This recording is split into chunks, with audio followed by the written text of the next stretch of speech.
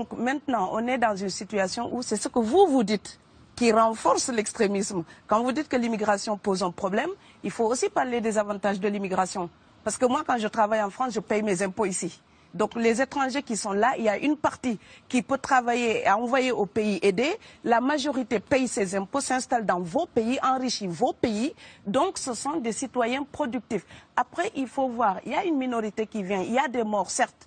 Mais je voulais souligner une chose. Le discours que vous avez, il est encore légitime tant que l'Afrique restera muette.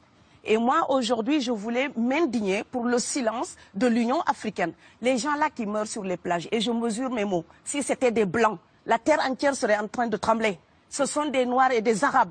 Alors eux, quand ils meurent, ça coûte moins cher.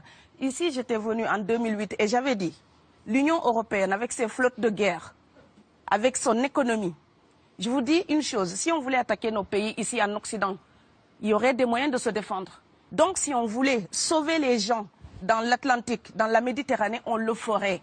Parce que les moyens qu'on a mis pour Frontex, on aurait pu les utiliser pour sauver les gens. Mais on attend qu'ils meurent d'abord. C'est à croire que le laisser mourir est même un outil dissuasif. Et je vais vous dire une chose, ça ne dissuade personne.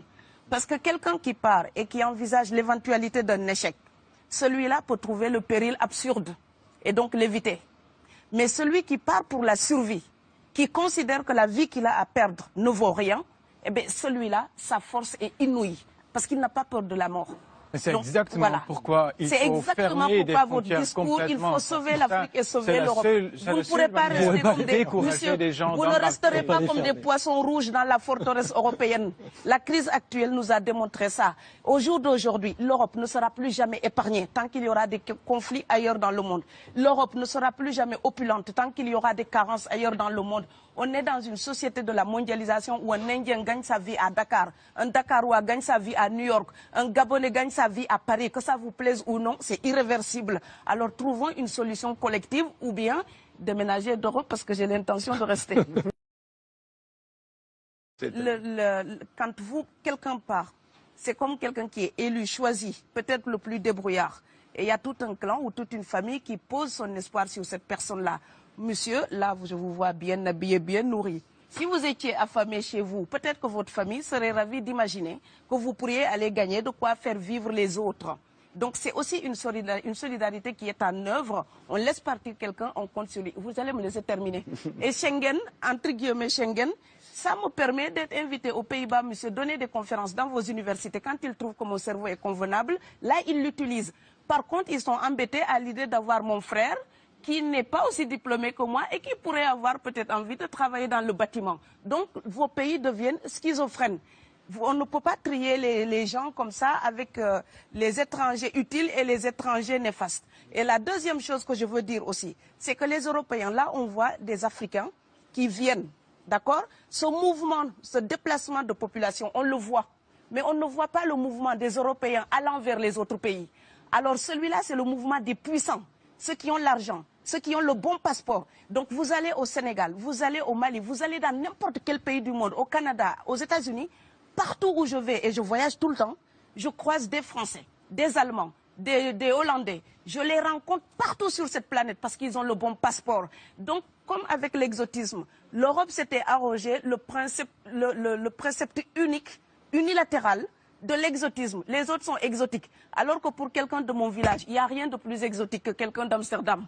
Maintenant, pour l'étranger aussi, pour les voyages des temps modernes avec la mondialisation, quand les pauvres viennent vers vous, il y a des mouvements de foule qu'il faut bloquer. Mais quand vous, avec votre passeport et avec toutes les prétentions que cela donne, vous débarquez dans les pays du tiers-monde, là, vous êtes en terrain conquis. Donc, on voit les pauvres qui se déplacent, on ne voit pas les riches qui investissent dans nos pays. L'Afrique se développe en taux entre 5 et 10%. Ce n'est plus de la progression, c'est de la surchauffe. Sauf que quand des pays du tiers-monde se développent et qu'ils n'ont pas les moyens, pour gérer tout ça, il faut une ingénierie, il faut une formation, il faut des populations pour installer une démocratie. Là, cette surchauffe-là, vous avez besoin qu'on reste dominé pour servir de débouché à l'industrie européenne. Alors il faut arrêter l'hypocrisie. On sera riches ensemble ou on va se noyer tous ensemble. Et je pense que l'Afrique et l'Europe, par exemple, sont là comme des enfants qui se regardent à travers un miroir déformant.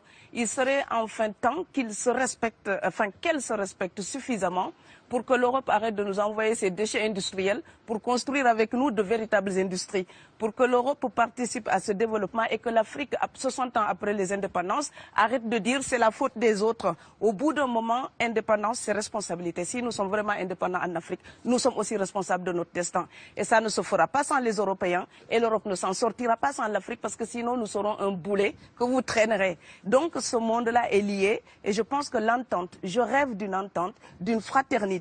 Oui, je sais, ça fait bisounours. Mais il me faut garder cette utopie-là pour garder le courage d'écrire toutes les nuits. Parce que j'ai fait le vent de l'Atlantique il y a bientôt 12 ans. Aujourd'hui, à l'époque, quand je parlais de dizaines de morts dans l'Atlantique, on me disait « tu exagères ». Maintenant qu'on les ramasse par milliers, je suis absolument triste de devoir réaliser tout simplement qu'en tant qu'auteur, je ne fais que répondre à l'injonction de Schiller. La dignité de l'homme est remise entre vos mains, gardez-la.